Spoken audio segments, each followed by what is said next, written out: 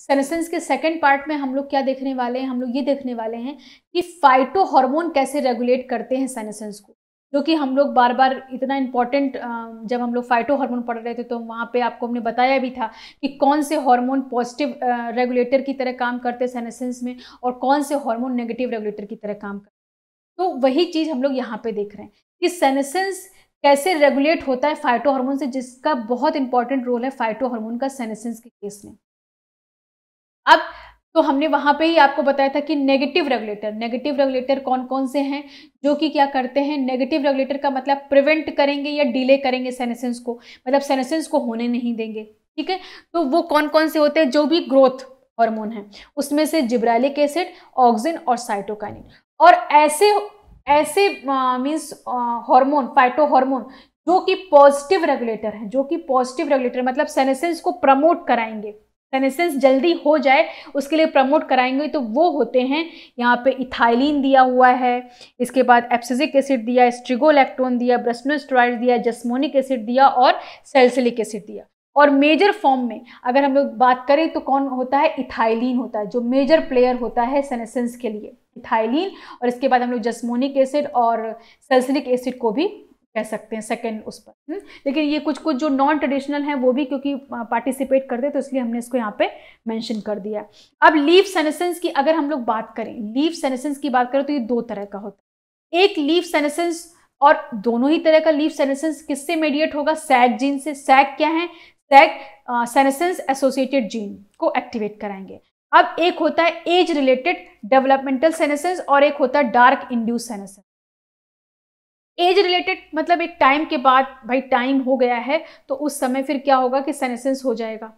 तो वो तो ग्रेजुअल डिट्यूरेशन ऑफ किसी भी प्लांट के प्रोसेस को जो हम सेनेसेंस कहते हैं, एक टाइम के बाद वो अब उसकी एज पूरी हो गई तो वो सेनेसेंस हो जाएगा। ठीक है, अब दूसरा क्या होता है, डार्क इंड्यूस सेनेसेंस, मतलब किसी भी तरह से अगर प्लांट को बहुत लंबे समय से लाइट नहीं मिल रही तो भी वो प्लांट सेनेसेंस हो जाएगा। तो ये सब मेडिएट किससे होता है, फाइटो हार्मोन से होता है। कौन कौन से फाइटो हार्मोन मेजर फॉर्म में कौन होता है, इथाइलिन और जस्मोनिक एसिड और सैलिसिलिक एसिड। अब इसके बाद हम लोग इथाइलिन एज रिलेटेड जो डेवलपमेंटल सेनेसेंस है, मतलब कि एज के ड्यूरेशन में जो सेनेसेंस होता है वो कैसे होता है उसको हम लोग देखते हैं। एक टाइम के बाद जब वेजिटेटिव ग्रोथ या रिप्रोडक्टिव फेज आ गया तो फिर उसकी डेथ फेज आती है, तो उस डेथ फेज में किस तरह से सेनेसेंस होता है। तो एज रिलेटेड डेथ सेनेसेंस में अब इथाइलिन का मेजर रोल है। तो इथाइलिन की आपको सिग्नलिंग याद करनी पड़ेगी। इथाइलिन की सिग्नलिंग में आपको याद है कि इंडोप्लाज्मिक रेटिकुलम पे एक क्या होता है, ये EIN2 पाया जाता था। ठीक है, EIN2 पाया जाता था। और जब इथाइलिन सिग्नलिंग होती थी तो ये किस तरह से काम करता था, ये आपको पहले वाले क्लास से समझ लेना है इथाइलिन सिग्नलिंग से। तो EIN2 क्या होता है, जब एक्टिव फॉर्म में रहता है तो ये क्या करता है कि एक्टिवेट करता है नैक ट्रांसक्रिप्शन फैक्टर को। नैक ट्रांसक्रिप्शन फैक्टर क्या है, यहां पे देखिए नैक का फुल फॉर्म लिखा हुआ है। नैक ट्रांसक्रिप्शन फैक्टर को एक्टिवेट करता है। नैक ट्रांसक्रिप्शन फैक्टर क्या है, ये इसका नाम नैक में एन का नाम है, नैम से पढ़ा है नो एपिकल मेरिस्टेम, फिर एटफ जीन से पढ़ा है अरेबिडोप्सिस थैलियाना एक्टिवेशन फैक्टर, और CUC से पढ़ा है cup shaped cotyledon factor. But आपको इनके फुल नेम पे नहीं जाना है, बस अब आप ये याद रखिए कि जब EIN2 एक्टिव फॉर्म में होता है तो ये एक्टिवेट कराता है नैक ट्रांसक्रिप्शन फैक्टर को।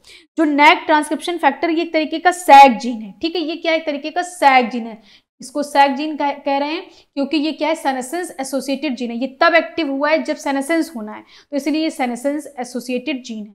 तो नैक ट्रांसक्रिप्शन फैक्टर एक्टिवेट होता है। ठीक, और ये किससे बना होगा, सैग एसोसिएटेड जीन से। अब इसके बाद जब ये एक्टिवेट होता है तो ये दूसरे सैग जीन को एक्टिवेट कराता है, दूसरे सैग जीन को जिसका नाम है ORF1। ये क्या है, एक सैग जीन है ORF1। अब ये क्या करता है, जो ये ORF है, ये ORF एक्चुअली में अरेबिडोप्सिस थैलियाना में ये पूरा प्रोसेस देखा गया तो उसी के अकॉर्डिंग हम बता रहे हैं। ORF1 क्या है, ये सैग जीन है, ये बहुत सारे जीन को एक्टिवेट कराता है। अब ये पहला काम क्या करता है, ये जो ORF1 है ये एंटागोनिस्ट शो करता है GLK1 और GLK2 का। ठीक है, अब GLK1 और GLK2 क्या है, GLK1 और GLK2 का नाम है गोल्डन 2 लाइक 1, गोल्डन 2 लाइक 2। ठीक है, तो ये काम क्या है, ये है क्लोरोप्लास्ट मेंटेनर। ठीक है, ये क्लोरोप्लास्ट को मेंटेन करते हैं, क्लोरोप्लास्ट को मेंटेन करते हैं, ये क्लोरोप्लास्ट मेंटेनर है।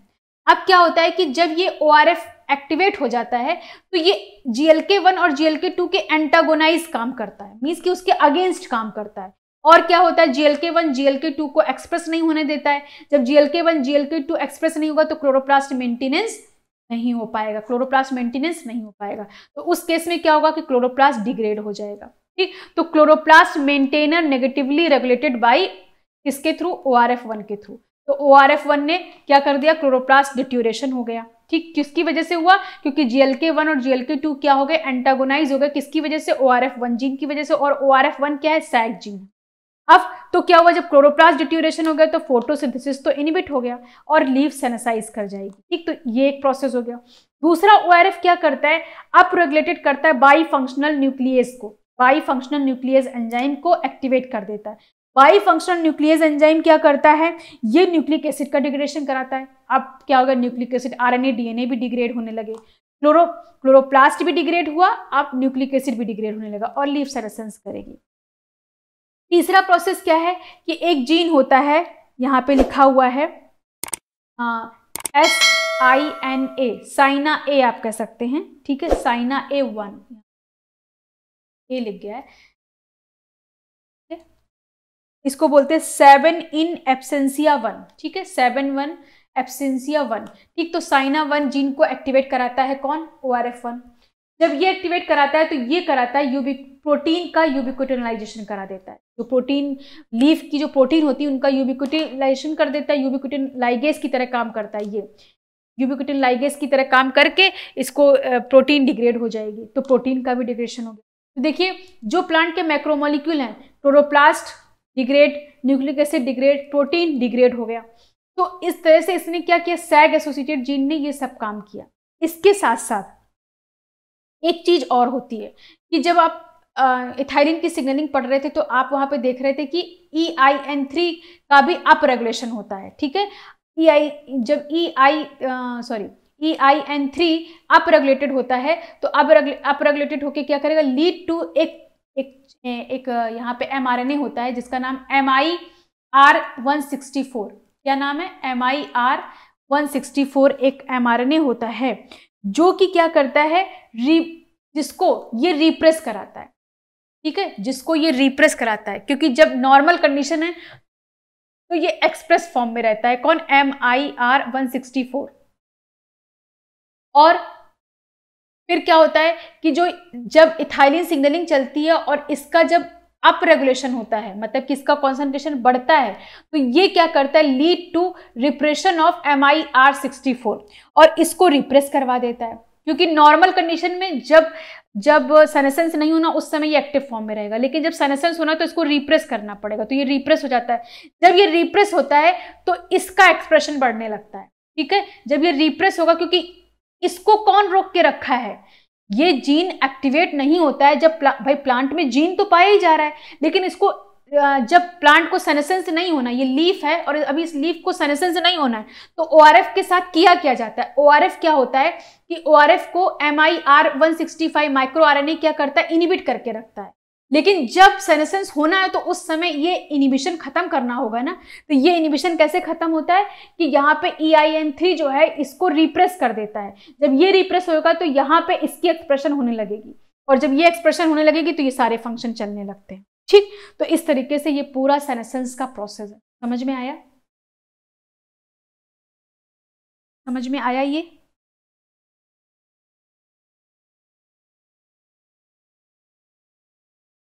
ठीक है, एक बार फिर से सुन लीजिए कि ethylene age related development of senescence, इसमें क्या होता है, इथाइलिन के थ्रू होता है।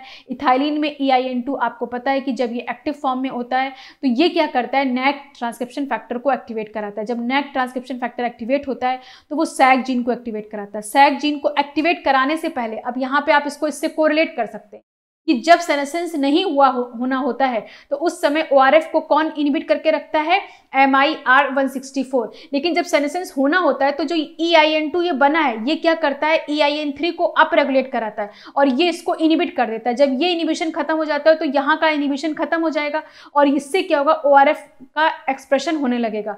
ORF एक्सप्रेस होता है और ये फिर क्या कराता है, पहला एंटागोनिस्ट GLK1 GLK2 को एंटागोनाइज कर देता है जिससे कि क्लोरोप्लास्ट मेंटेन नहीं रह पाता और क्लोरोप्लास्ट डिट्यूरेट हो जाता है। बाईफंक्शनल न्यूक्लियस एंजाइम को एक्टिवेट कर देता है जिससे न्यूक्लिक एसिड डिग्रेडेड हो जाता है। और तीसरा क्या करता है, 7 एवेंसिया जीन को एक्टिवेट करा देता है जिससे वो यूबिक्विटिन लाइगेज की तरह एक्टिवेट कर देते हैं, जिससे कि क्या होता है कि प्रोटीन का डिग्रेडेशन होने लगता है और इस तरीके से पूरा एज रिलेटेड सेनेसेंस हो जाता है। तो ये तो एज रिलेटेड सेनेसेंस था, ठीक है, कि एक टाइम के बाद प्लांट में वेजिटेटिव फेज आया, रिप्रोडक्टिव फेज आया, फिर लास्ट में उसकी डेथ फेज आती है। तो ये तो एज रिलेटेड इथाइलिन के थ्रू हो गया। दूसरा क्या हो गया कि डार्क इंड्यूस्ड। अगर हम लोग डार्क इंड्यूस सेनेसेंस की बात करें तो वो कैसे होता है, तो डार्क इंड्यूस सेनेसेंस में क्या होता है, इथाइलिन बायोसिंथेसिस होती है, ठीक है, इथाइलिन बायोसिंथेसिस हुई। अब आप याद करिए एक फाइटोक्रोम इंटरेक्टिंग फैक्टर, जब हम लोग फोटोमॉर्फोजेनेसिस पढ़ रहे थे तो वहां पे हमने फाइटोक्रोम इंटरेक्टिंग फैक्टर बताया था। उस फाइटोक्रोम इंटरेक्टिंग फैक्टर में क्या बताया था कि ये न्यूक्लियस के अंदर जो जीन होता है वहां पे ये फाइटोक्रोम इंटरेक्टिंग फैक्टर बाइंड करके रखते हैं और ये जीन को ट्रांसक्राइब नहीं होने देते हैं। लेकिन जब लाइट पड़ती है तो फिर ये फाइटोक्रोम इंटरेक्टिंग फैक्टर को हटा के फोटोमॉर्फोजेनेसिस होता है, ये हमने आपको फाइटोक्रोम में बताया था। तो यहाँ पे क्या करता है कि फाइटोक्रोम इंटरेक्टिंग फैक्टर एक तरीके से रिप्रेसर होता है, ठीक है, रिप्रेसर होता है फोटोमॉर्फोजेनेसिस के लिए। फाइटोक्रोम इंटरेक्टिंग फैक्टर रिप्रेसर है किसके लिए, फोटोमॉर्फोजेनेसिस के लिए, ठीक है, मतलब कि अगर ये रहेगा तो प्लांट ग्रोथ नहीं करेगा। तो इथाइलिन बायोसिंथेसिस क्या करता है, फाइटोक्रोम इंटरेक्टिंग फैक्टर का अप रेगुलेशन कर देता है, मतलब कि ज्यादा बनने लगेगा, ज्यादा बनेगा तो ज्यादा जीन को इनहिबिट करके रखेगा, ज्यादा जीन को इनहिबिट करके रखेगा तो फोटोमॉर्फोजेनेसिस क्या होगी, नहीं हो पाएगी, नहीं हो पाएगी। Bind to E box region of GLK1 और GLK2। तो GLK1 GLK2 के सपोज कि GLK1 GLK2 क्या है, ये जीन है, ठीक है, ये जीन क्या है, ये जीन अगर ट्रांसक्राइब होंगे तो ये क्या बनाएंगे, क्लोरोप्लास्ट मेंटेनर की तरह काम करेंगे। अब क्या हुआ कि ये जो रिप्रेसर है इसने GLK1 GLK2 पे बाइंड कर लिया। अब GLK1 GLK2 सिंथेसाइज नहीं हो पाएगा, ठीक है, मतलब ट्रांसक्राइब नहीं हो पाएगा। तो ट्रांसक्राइब नहीं होगा तो फिर क्या होगा, क्लोरोप्लास्ट का डिट्यूरेशन हो जाएगा और फिर फोटोसिंथेसिस इनहिबिट हो जाएगी और लीफ सेनेसेंस हो जाएगी। तो ये क्या था, डार्क इंड्यूस सेनेसेंस, क्योंकि फाइटोक्रोम इंटरेक्टिंग फैक्टर डार्क में आपको ये याद होगा कि कब मतलब कि फाइटोक्रोम इंटरेक्टिंग फैक्टर की वजह से डार्क कंडीशन में क्या होता है कि फोटोमॉर्फोजेनेसिस नहीं होती है और लाइट कंडीशन में क्या होता है कि फाइटोक्रोम एक्टिव होकर फाइटोक्रोम इंटरेक्टिंग फैक्टर 3 को हटा देते थे। तो इसीलिए यहाँ पे क्या बताया गया कि जब डार्क हुआ तो उस समय फाइटोक्रोम इंटरेक्टिंग फैक्टर 3 की सिंथेसिस ज्यादा होने लगती है और वो क्या करते हैं, इन जीन को नहीं ट्रांसक्राइब होने देते हैं और इससे क्या होता है कि क्लोरोप्लास्ट डिट्यूरेट हो जाता है और लीफ सेनेसेंस। तो ये एज रिलेटेड ये डार्क इंड्यूस सेनेसेंस था। अब इसके बाद हम लोग यहाँ पे आते हैं कि कुछ एक एक्सपेरिमेंट है जिसको आपको समझ लीजिए, मतलब कि सेनेसेंस के लिए इथाइलिन बहुत इंपॉर्टेंट है, इसको कैसे देखा गया। अब यहाँ पे क्या, ETR1 mutant show no senescence with respect to wild type. अब देखिए, अब आपको अगर इथाइलिन की सिग्नलिंग याद होगी तभी आप यहाँ पे मतलब इसको कोरिलेट कर पाएंगे। वहां पे एक ETR1 हुआ करता था, अगर ETR1 का म्यूटेंट कर दिया जाए, ETR1 का म्यूटेंट कर दिया जाए तो सेनेसेंस नहीं होता है, ठीक, with respect to wild type. Wild type में मतलब कि अगर एक ऐसा प्लांट है जिसमें कि ETR1 को म्यूटेंट कर दिया गया है और एक में ETR1 म्यूटेंट नहीं है, तो जिसमें ETR1 को म्यूटेंट कर दिया गया उसमें सेनेसेंस नहीं हो पाता है। इसका मतलब क्या है, क्योंकि ETR1 का कनेक्शन इथाइलिन से है तो इसका मतलब कि सेनेसेंस के लिए इथाइलिन एक इंपॉर्टेंट रोल प्ले कर रहा है। ACC synthase, ACC oxidase are enzyme involved in ethylene biosynthesis and produce ethylene। तो अब क्योंकि इथाइलिन बायोसिंथेसिस में 2 एंजाइम जो हमने बताया था कि सैम से क्या बनता है, ACC बनता है, ACC सिंथेस की प्रेजेंस में, और ACC मॉलिक्यूल चेंज होता है इथाइलिन में ACC ऑक्सीडेज की प्रेजेंस में। ये 2 एंजाइम इन्वॉल्व थे इथाइलिन बायोसिंथेसिस में। अब development of tomato that express these genes in the antisense orientation has resulted individual with greatly reduced ethylene concentration। अगर किसी भी टेक्निक से हम ACC सिंथेज और ACC ऑक्सीडेज एंजाइम को बनाने वाले जीन को हम क्या कर दें, एंटीसेंस RNA टेक्नोलॉजी के थ्रू म्यूटेट कर दें, तो ऐसे केस में क्या हो जाएगा कि एथाइलिन का कॉन्सेंट्रेशन रिड्यूस हो जाएगा। अब देखिए cytokinin act as senescence antagonist, क्योंकि एथाइलिन और साइटोकाइनिन का एंटागोनिस्टिक वर्क है दोनों में। ये क्या कराता है, सेनेसेंस को प्रमोट कराता है, और साइटोकाइनिन क्या कराता है, सेनेसेंस को डिले कराता है। हमने आपको एक एक्सपेरिमेंट बताया था कि अगर आप लीफ डिस्क को साइटोकाइनिन में रख देते हैं तो सेनेसेंस उसका डिले हो जाता है, तो मीन्स कि ये सेनेसेंस को डिले कराता है साइटोकाइनिन और ये प्रमोट कराता है। तो दोनों एंटागोनिस्ट कैसे काम करते हैं, तो यहाँ पे इसको समझाने के लिए एक ट्रांसजेनिक प्लांट लिया गया है। ट्रांसजेनिक प्लांट में क्या किया गया है कि देखिए यहाँ पे क्या है, सेनेसेंस इंड्यूसिबल प्रमोटर है, ये सेनेसेंस इंड्यूसिबल प्रमोटर है, इसमें एक जीन फ्यूज करा दिया गया जिसका नाम है IPT1। अब फिर क्या हुआ कि fused with promoter of gene express senescing tissue.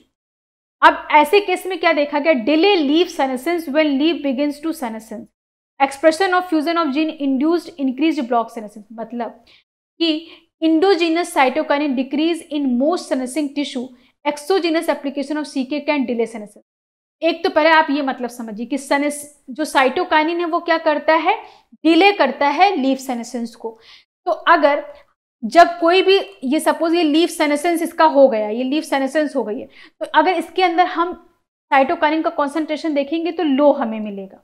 और अगर हम किसी प्लांट में सेनेसेंस होने वाला है, सेनेसेंस होने वाला है, तो उस प्लांट में अगर डिले कर रहा है सेनेसेंस, तो उसमें साइटोकाइनिन की अगर हम बाहर से एप्लीकेशन दे दें तो ये लीफ का सेनेसेंस डिले हो जाएगा। ये तो आप लोग साइटोकाइनिन में भी समझ गए थे कि डिले करता है।